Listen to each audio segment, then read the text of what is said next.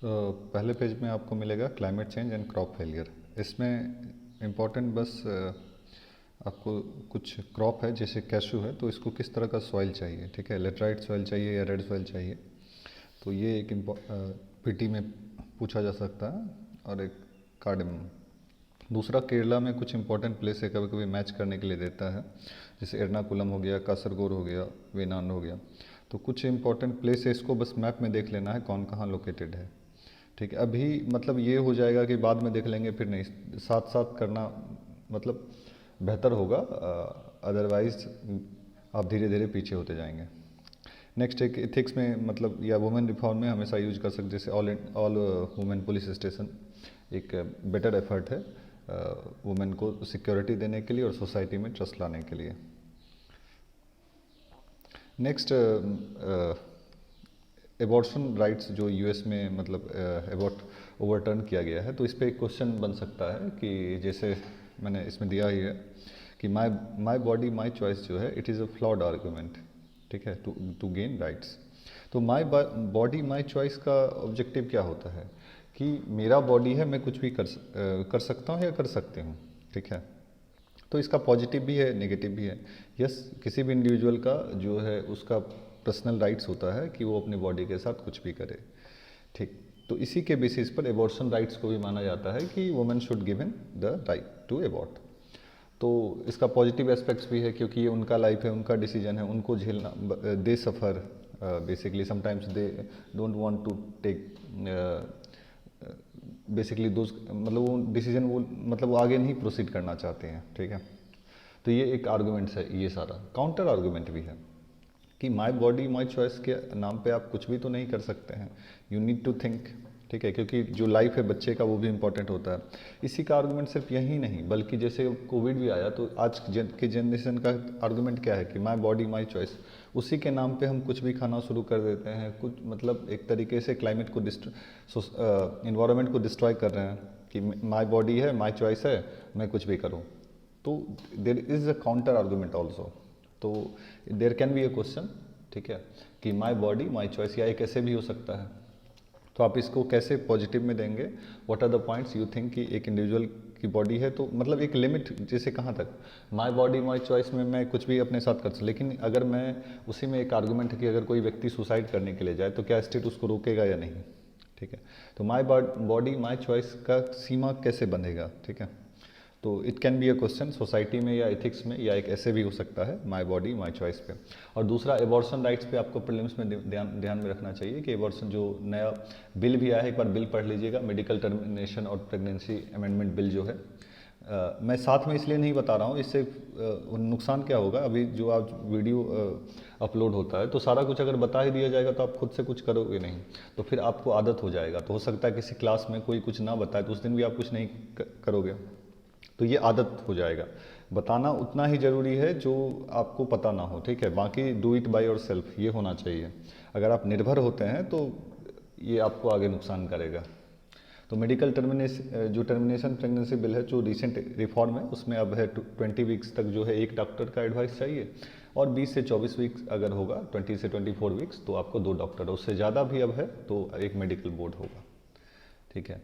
तो ये एक पीटी के लिए देख लीजिएगा, और बाकी मेंस के लिए I have set the question कि माय बॉडी माय चॉइस जो है वो कहाँ तक सही है किसी राइट्स को लेने के लिए, ठीक है। नेक्स्ट, अरुणाचल प्रदेश का फिजिकल मैप एटलस में निकाल के देख लीजिए, वहाँ पे जैसे दिबांग वैली है या और भी जो प्लेसेस हैं, ठीक है।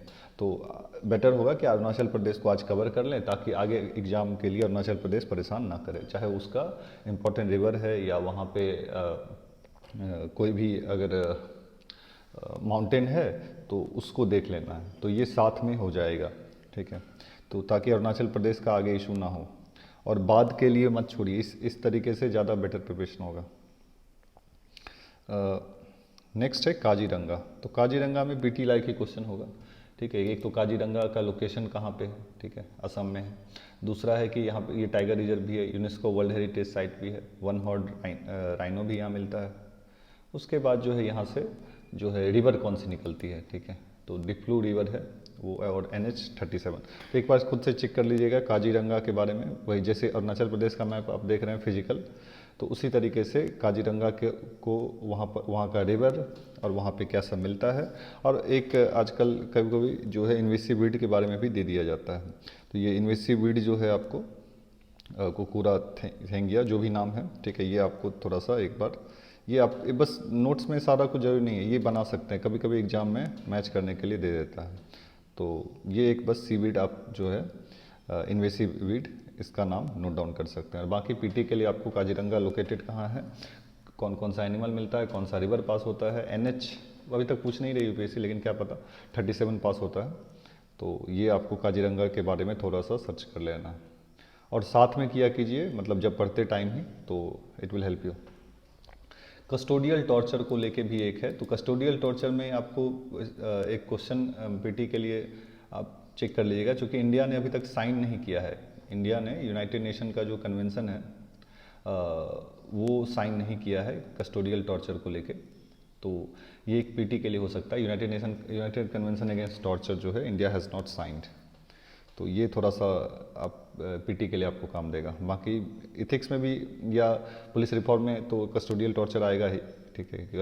कस्टोडियल टॉर्चर को कैसे, मतलब कस्टोडियल टॉर्चर जो है वो एक तरीके से मतलब सीरियस क्वेश्चन क्रिएट करता है इंडियन डेमोक्रेसी पे, ठीक है। तो इस पे बाद में कभी बात करेंगे उस पर। नेक्स्ट है लैटिन अमेरिका। लैटिन अमेरिका में अपने लाइक इंडिया के लिए तो एक तो आईआर में, इंटरनेशनल रिलेशन में आपको जो इंडिया साउथ अमेरिका में क्या इशू है और कैसे और बेटर हो सकता है, तो वो आईआर में होगा। बस एक टर्म है जो देख लीजिएगा, पिंक टाइड। पिंक टाइड क्या है, कभी कभी आएगा कि पिंक टाइड न्यूज़ में रहता है, पिंक टाइड क्या होता है, इस तरह का क्वेश्चन आ जाता है। और कोलंबिया में मैंने कल भी बोला था कि कोलंबिया का मैप देख लीजिए। और बाकी कुछ इंस्टीट्यूशन है जो अक्सर community of Latin American Caribbean states, ये किस तरह का इंस्टीट्यूशन है, United nation south American nation, इसको एक बार सर्च कर लेना है। और बाकी कुछ है नहीं, मतलब बेकार पढ़ने का कोई फ़ायदा है नहीं अभी देने के लिए पेपर का, ये है आप अपना टाइम इसमें वेस्ट ना करें। ब्रिक्स का इसमें कुछ इंपॉर्टेंट सिंपल सा पॉइंट है कि ब्रिक्स अभी भी डिस्पाइट जो मतलब डिफरेंसेस है within the BRICS, still BRICS is moving forward. तो उसमें आर्गुमेंट वही है कि there are convergence where countries are aligning, जैसे इंडिया और चाइना दोनों का इशू है टेररिज्म, यूनाइटेड नेशन रिफॉर्म। उसके बाद इंडिया और ब्राज़ील दोनों चाहते हैं कि बेसिकली एक्सपैंड करना यूनाइटेड नेशन सिक्योरिटी काउंसिल।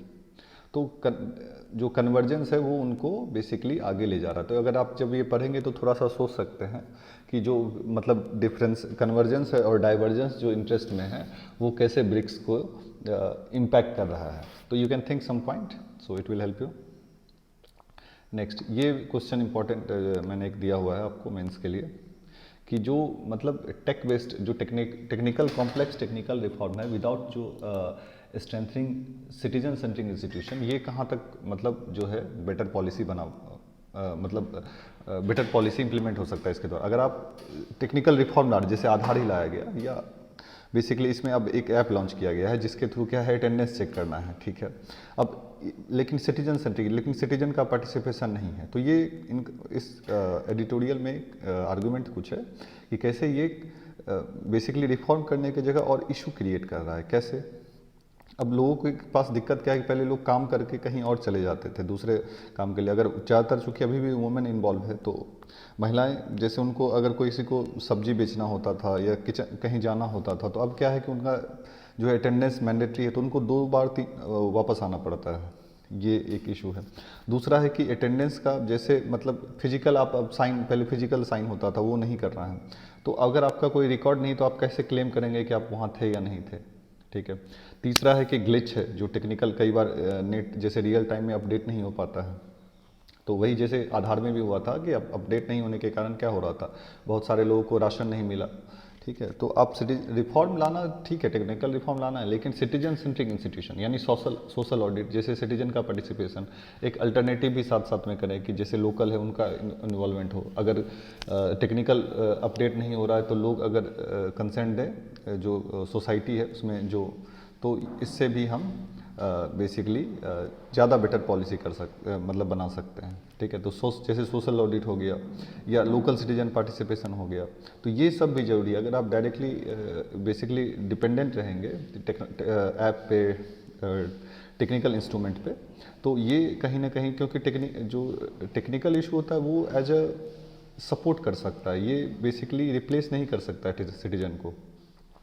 तो इसी के बेसिस पे यू कैन थिंक कि कैसे टेक्निकल रिफॉर्म, लेकिन अगर सिटीजन सेंट्रिक इंस्टीट्यूशन साथ में इन्वॉल्व ना हो तो जो पॉलिसी रिफॉर्म है वो बेटर नहीं हो सकता है। उसके कंटेक्स्ट में आप ये उदाहरण भी दे सकते हैं, मनरेगा का, आधार का।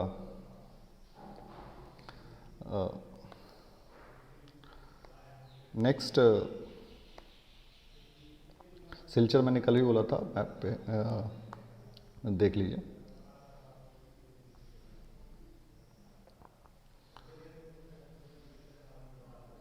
तो ज़्यादा कुछ और पॉइंट है नहीं, तो इतना ही पॉइंट था।